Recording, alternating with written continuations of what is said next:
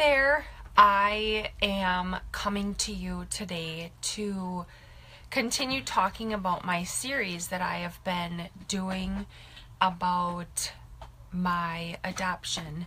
And I've been thinking about it quite a bit, not really knowing where to continue, what to talk about. There's so much that I have going on thinking wise, and I definitely want to continue it in a way that it kind of gives you the steps on where we are going within our journey together.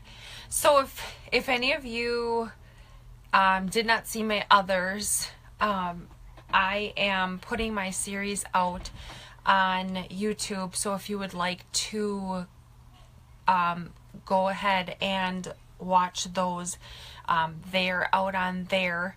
My first video I did was just kind of talked about how I got pregnant when I was 19, gave my daughter up for adoption, and my second video I did was our first meeting together.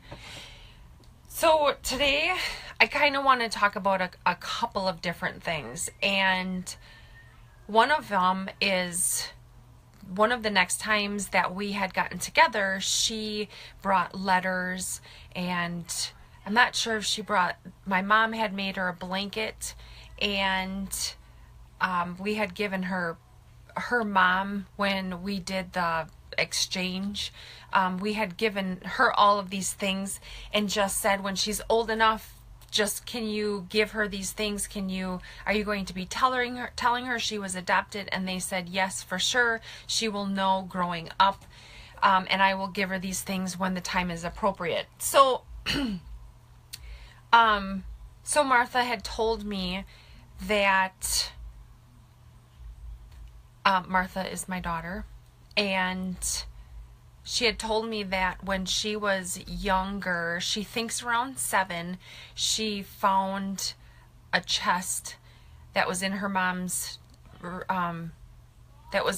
bedroom, and she was digging through it, and she found the letters and the blankets and all these pictures and everything, and she's like, what is this? And her mom was like, oh, you're not supposed to see this. And so Martha just wanted to even see even more and know more about me, and so she was explaining this to me while we had gotten together, and gave me the letters that her dad had written her, letters that I had written, and just reading them was basically still how I feel today, still written out on paper, and this was over 20 some years ago.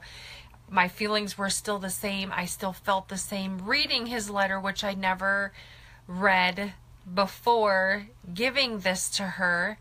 I thought to myself, I seriously should have proofread this because it was unbelievable, saying things, and this is how he felt. Like, this is truly how he felt, and this is one of the reasons why it was such a hard decision, because when I was first pregnant, it was like, I don't know what I'm gonna do. Like, I don't think I can raise her because I still have a year of school and I'm just too young, and so feeling all this stuff. But when I had her, I was like, yes, I want to keep her, like, and he wasn't feeling that, of course.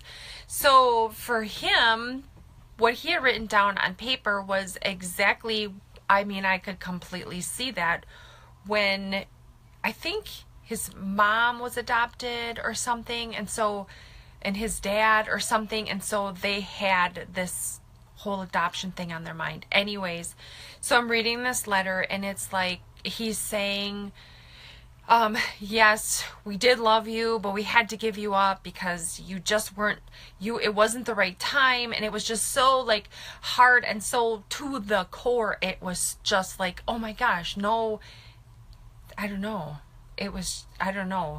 It was just very, very strange. The one thing I do remember is after, and I think I've talked about this before, after I had her, I was in the hospital, and it was right after I delivered her, and he was standing next to me, my boyfriend at the time, Martha's father, and he says to me, "Oh, this is definitely what we should be doing, is giving her up. Oh, she's just going to find a great home and this and that." And I turned and looked at him and I said, "You need to walk away," because I was going through so much and I didn't need to hear that. So Martha and I are sitting together. We're talking. I'm reading these letters. I'm just thinking of all this stuff. And of course I start crying because, again, I'm just like, oh my gosh, I'm so sorry that you had to read this. This is horrible. I wouldn't want to read something like this. So, but I said, but this is how he felt. This is exactly what kind of person he was. So, we were, just trying to get to know each other, and she would ask a couple questions, not a whole lot, about how it was and what had happened and, things like that. And I was also still being kind of cautious because I didn't want to do or say anything wrong that was going to make her be afraid or scared and not want to be with me at all. So I had a lot of things kind of going through my mind. There was a time we had gotten together because she had talked about, for a while, she had talked about getting her hair cut, and I was like, "Oh, I can take you to I have a really nice lady that I go to, and so I can take you to get your hair cut." So we did just a couple of odds and ends things together. One big thing that I want to talk about is family gatherings. Family gatherings, when I told her in the beginning, when she first had come over, my brother-in-law lives across the street, and when she first came over, I said to her, "Oh, that's my brother-in-law. Steve was over there with the boys." And I said, "Oh, that's my brother-in-law." And I said, "But he doesn't know about you." And she looks at me and I said, "Because you're my business. It's not their business. It's nobody else's business but mine. And nobody really knows about you because I didn't really have a story." And I kind of said that in kind of, I don't know. I just was like, that's just, you're my business. So, hanging out, family gatherings, there was a couple of people that were talking, telling, like Steve, saying, "Who is that?" And Steve would say, "Oh, that's Martha. That's Holly's friend." Well, it's kind of funny, like Scott across the street was like, "I think don't they kind of look alike?" And so he would kind of stare at us as we were together, like, there's something strange going on here.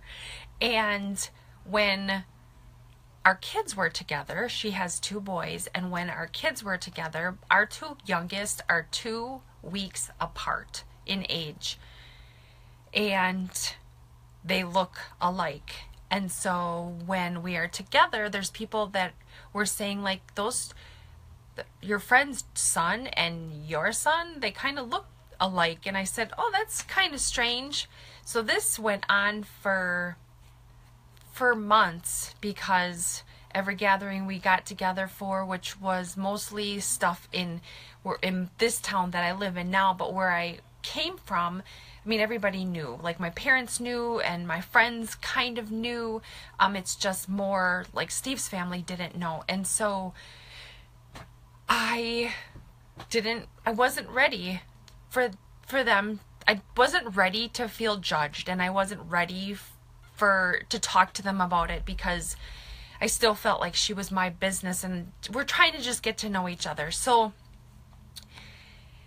hanging out at family gatherings was very, very stressful, and I wanted to hold her, and I wanted to give her kisses on her cheek, and I wanted it to be more affectionate. But on the same hand, I knew that I couldn't, which I completely felt was wrong, because I felt like I wasn't allowing her into my life completely, which I don't know if, does that make any sense? I just was kind of having her hover, but not I don't know, letting her in because, I don't know, because I wasn't ready. So, yeah, life was just kind of going on, and I was still trying to hold her and protect her. And yeah, so we were just hanging out and getting to know each other, and things were just moving along very, very smoothly for the most part. And you know, our conversations continued on the phone and through text messaging, but life is busy. I mean, I have my family, my kids. She has her 2 kids and her family, and she was moving, and she had a lot of stuff going on as well. But so anyways, life was moving on, going on, and it was going very smoothly. So just wanted to continue with my series. This was part 2, and I will continue. I will come back on here. You guys just keep following me if you want, and you didn't see the previous videos. Like I said before, you can go back. I am on YouTube, and I am posting these videos on there if you are interested in continuing to follow me. So I hope you guys have a great evening, and I want to thank you for definitely listening. And if you know of anybody that is going through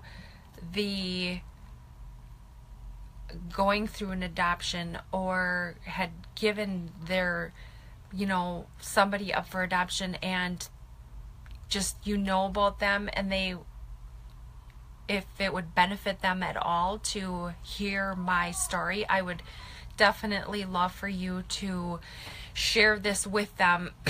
I have been contacted by several people, people that I've known in my past, since I've been doing these, since I have kind of come out, and they are definitely reaching out to me and telling me their stories. I have had so many people emailing, messaging, text messaging, people that I've known from high school, just people that are just, they're just like, oh my gosh, you were there, or I can't believe, and they just, I mean, it's, doing this has been such an amazing journey, and it's definitely going to continue. So if you know of anybody, please share. Otherwise, I will talk to you later. Thank you so much for watching.